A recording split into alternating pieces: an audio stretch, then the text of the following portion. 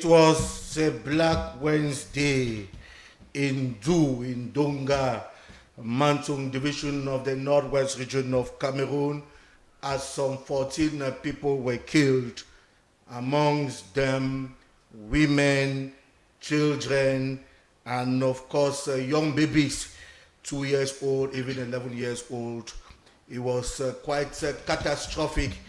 Barbaric killings from the Amber Boys, barbaric killings from Amazonia that left Cameroon perplexed as to what concerns this week.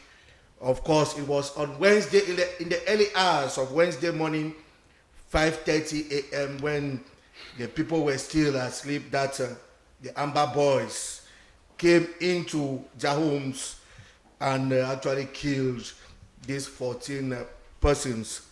We are condemning these killings. We are saying enough is enough. For close to 10 years today, we have had many damages. People have been killed, properties have been destroyed, people are IDPs in their own homeland. How to stop the killings, what to do to make the people to come back to reasoning. Many questions are being posed. Who are behind these killings? Who are behind, or who are those encouraging the Amber Boys? Beat them at home and abroad. We shall be talking the killings in Donga Mantung. It was really a Black Wednesday in the northwest region in Cameroon in general. And then, of course, the legislative and municipal elections are coming up. Can we say the opposition will boycott the polls following the outing of the leader of the FNSC political party, Issa Chiruma Bakari, is calling on other political parties to copy the example that he is proposing, that is boycotting the upcoming legislative and municipal elections.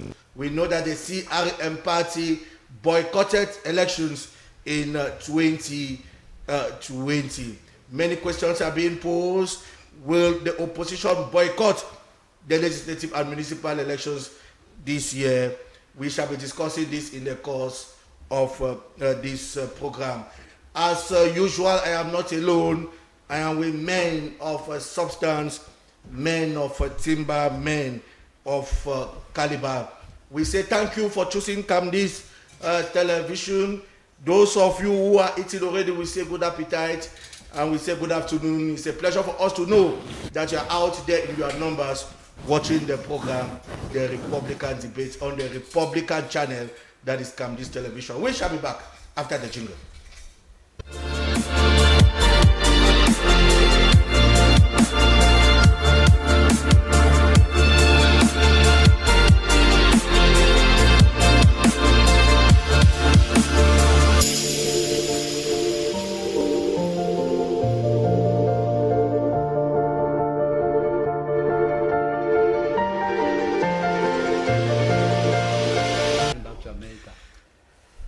It's true that we have not seen him for quite some time now. They call him Professor Edmond Biloa. He has a very busy schedule, and for us, it's a privilege for us to have him today in the Republican debate.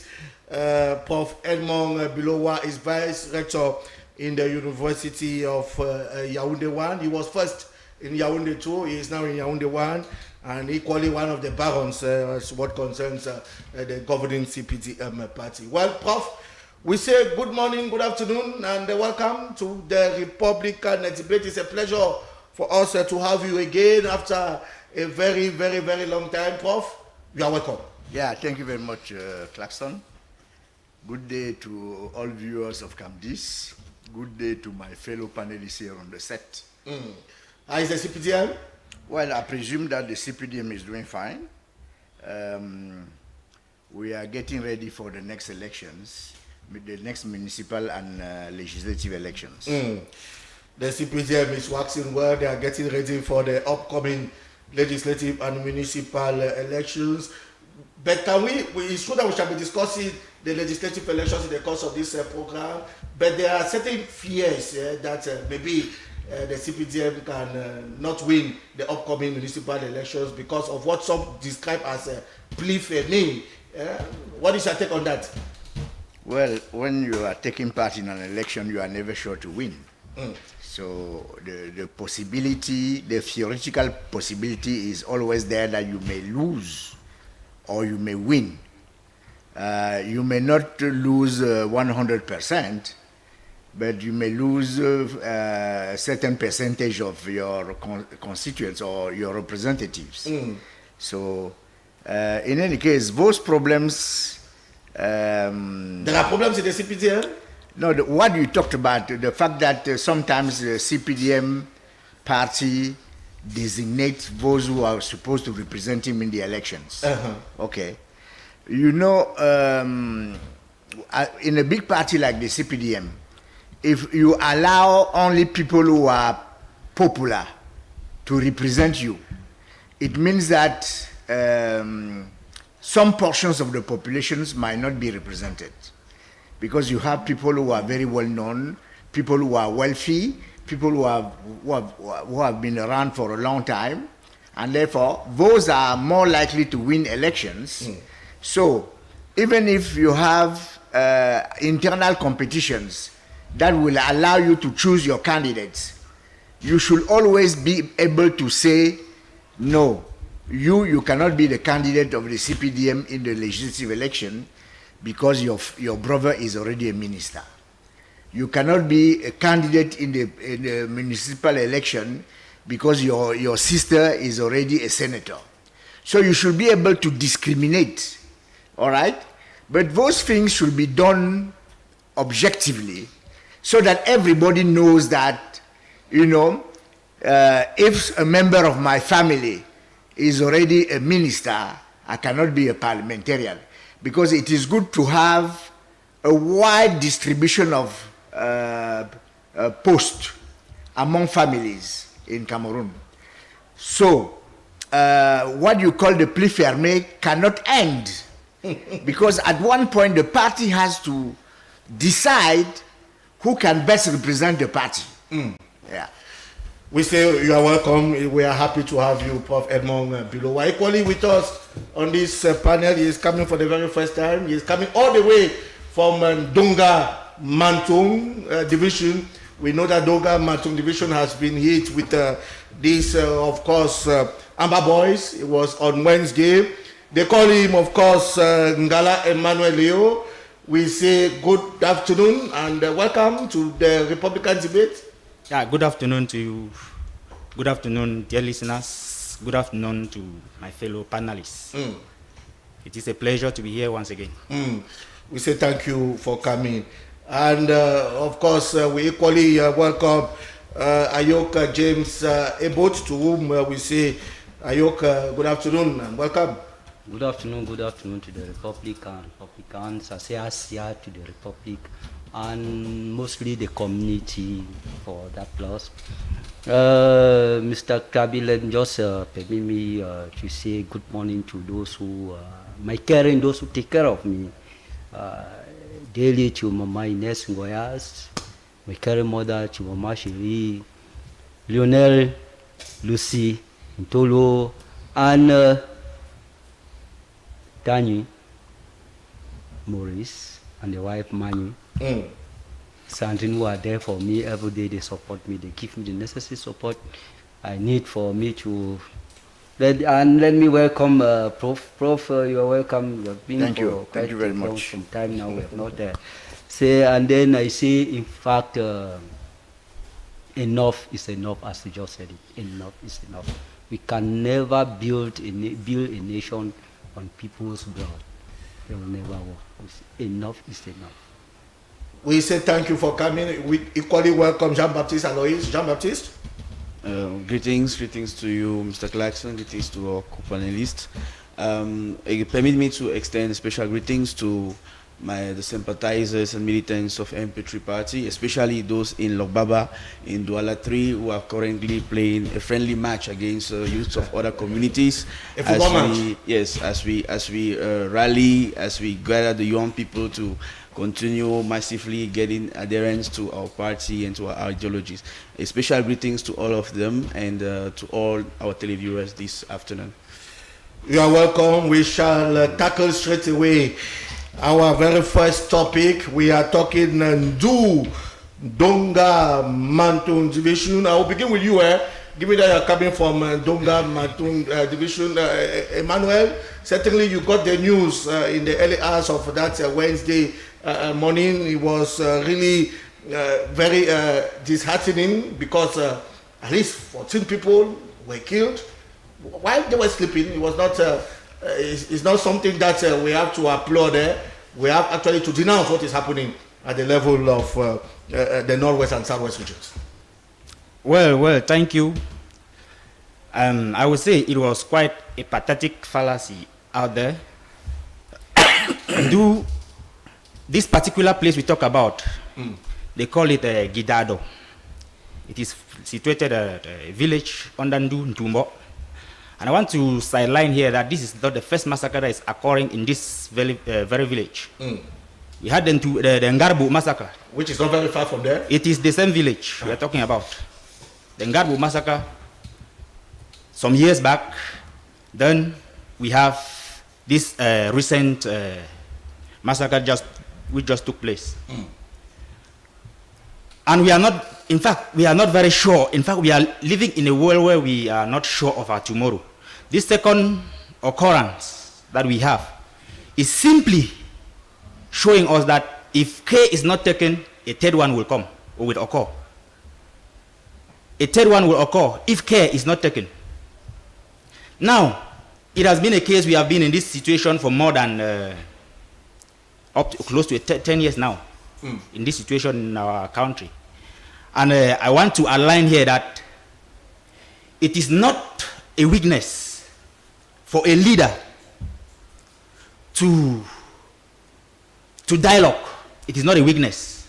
It becomes a weakness when a leader of the house is not able to resolve problems around the house. What am I saying here? I'm saying that it will not be a crime, it will not be a weakness for the leaders of this nation to call for those people.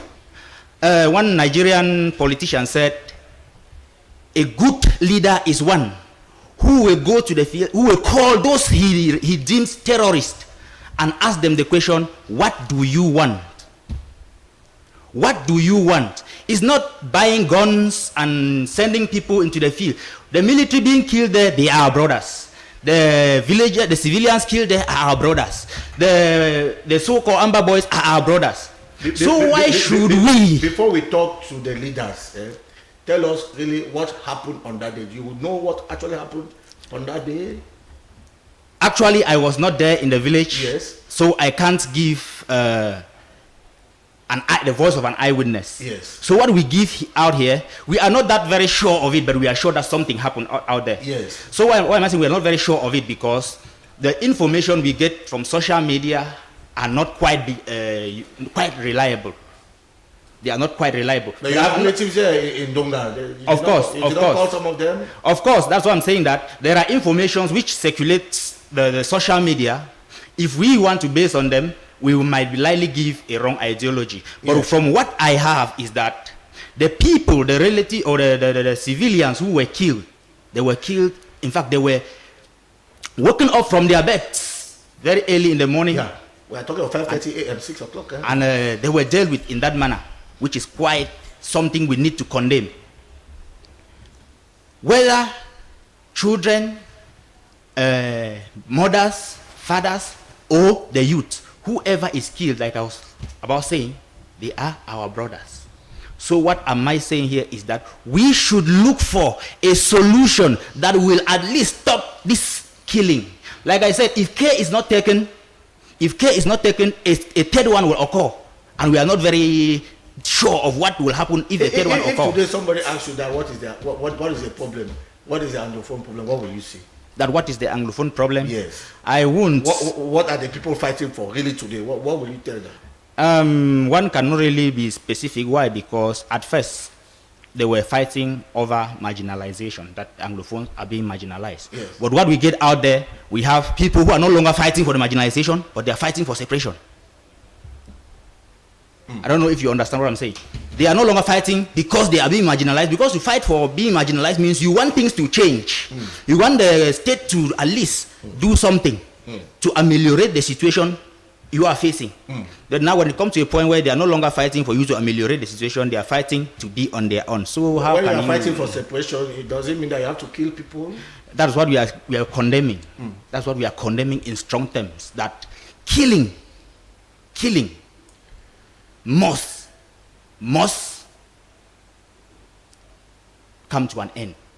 This act of killing, whether by the military, the so-called Amber Boys, or whatsoever, it must come to an end. Why? Because whoever is killed, I am repeating my words, are our brothers, are our sisters. We need to be one another's keeper, like it's used to say. It's being said. Professor Edmond Biloa, certainly you got the news of what's happened in Donga Mantung. What is your reaction? I got the news, but unfortunately, I don't know much of what happened there. Okay, because we would like to know exactly what happened, and we are still waiting for information to come forth. Okay, it is very unfortunate that something like that will happen. Okay, and I wish to express my sympathy to the bereaved families. But it's 10 years or close to 10 years today. Killings are going on in the northwest and southwest regions. Where people have the impression that nothing is being done to solve the situation. Professor Edmond Biloa. Well, I don't.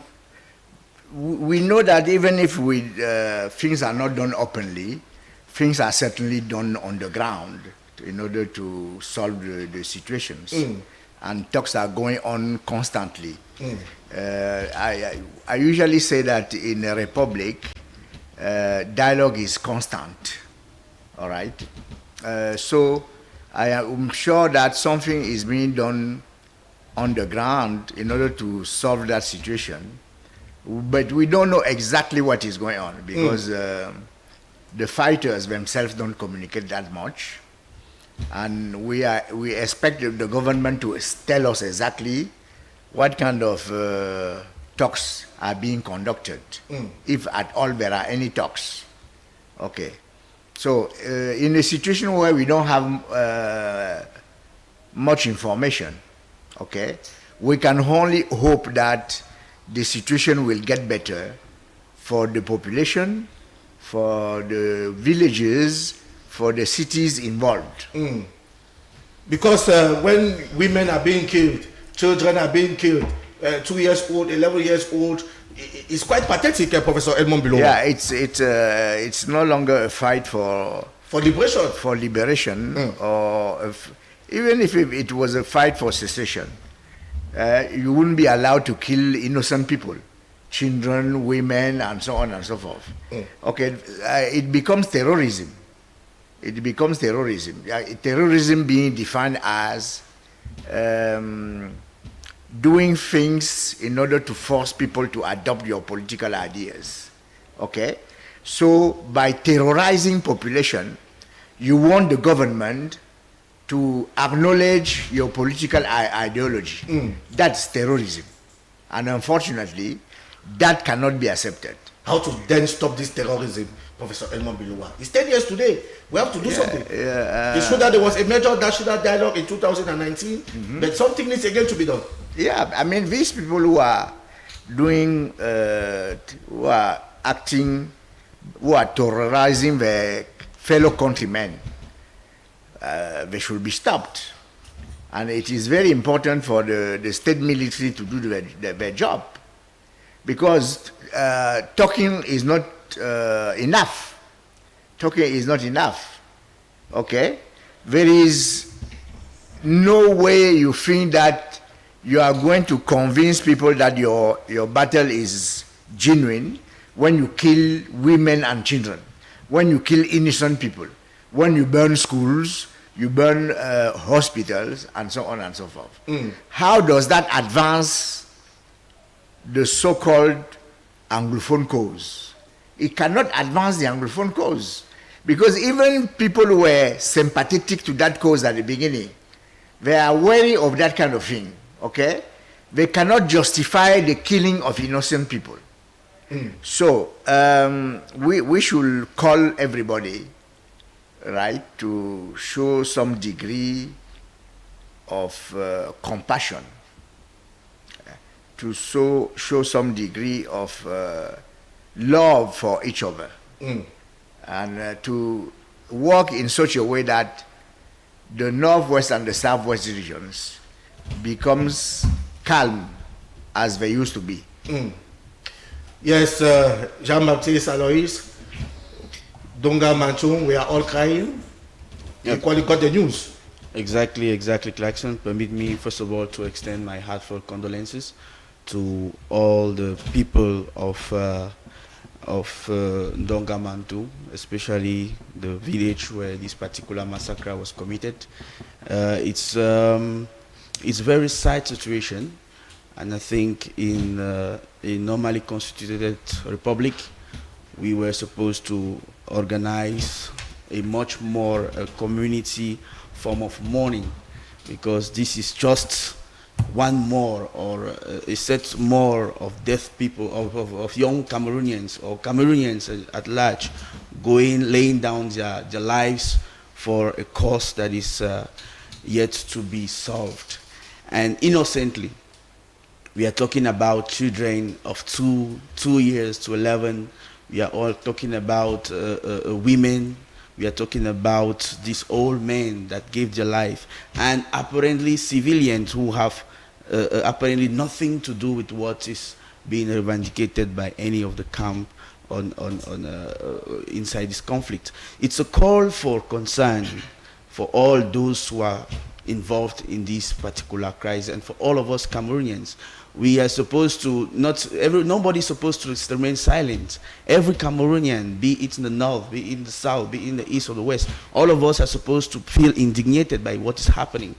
The situation is really going out of control, and it's a call for all those who are involved, be it on the ground or apparently in solving this crisis, to hasten up, because apparently the strategy that has been put in place since 10 years, close to 10 years now, is not working.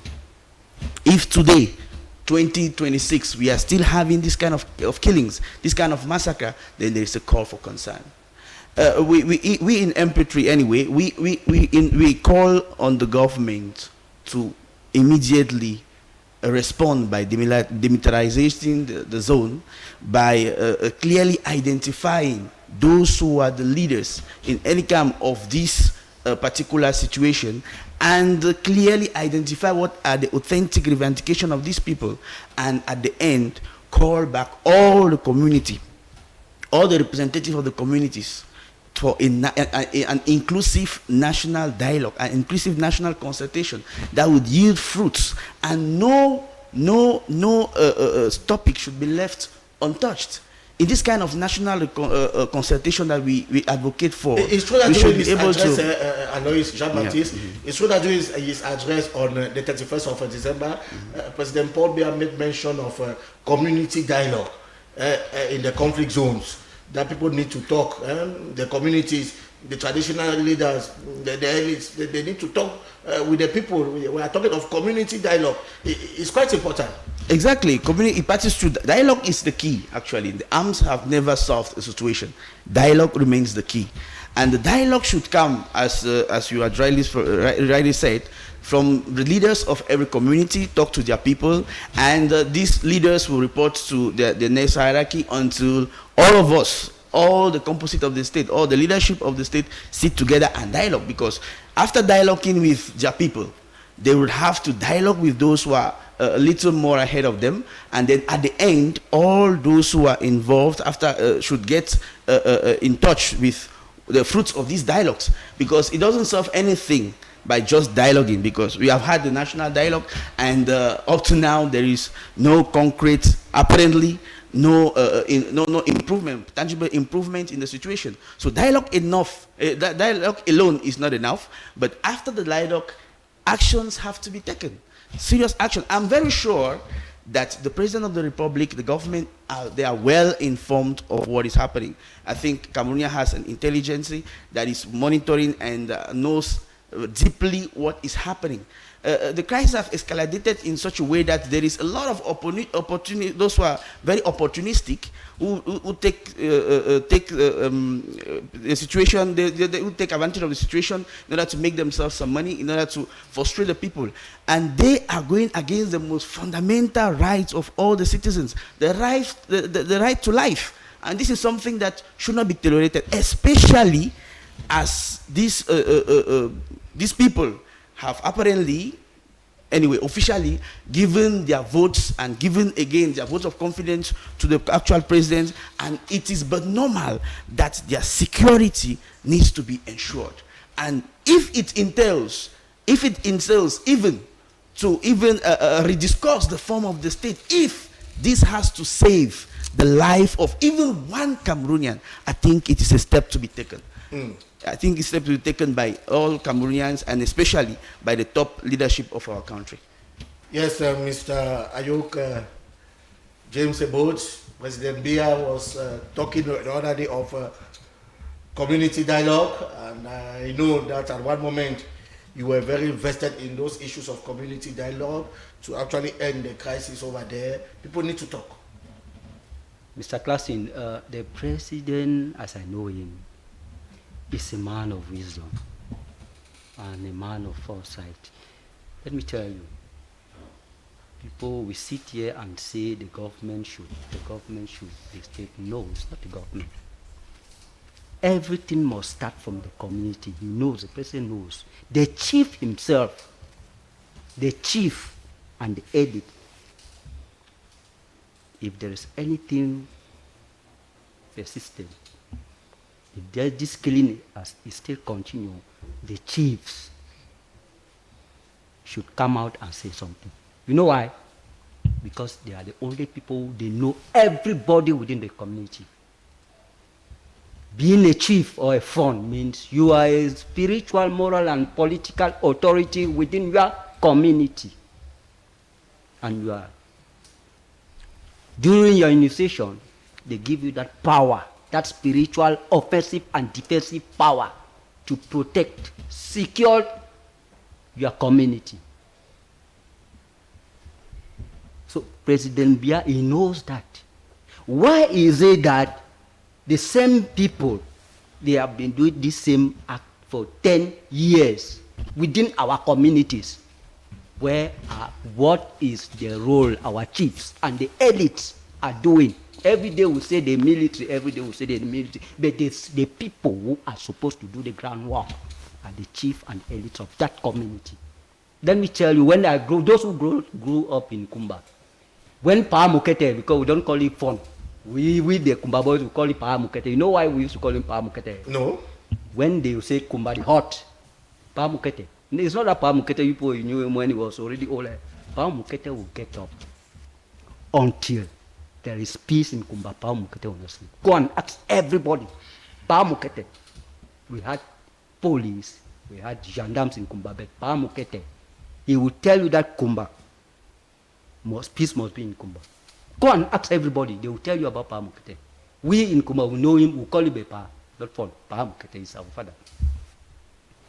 So the problem here is every day we keep on for 10 years, we say the government, national dialogue, go and do. All those things are just, people just keep on animating. I call it just animate.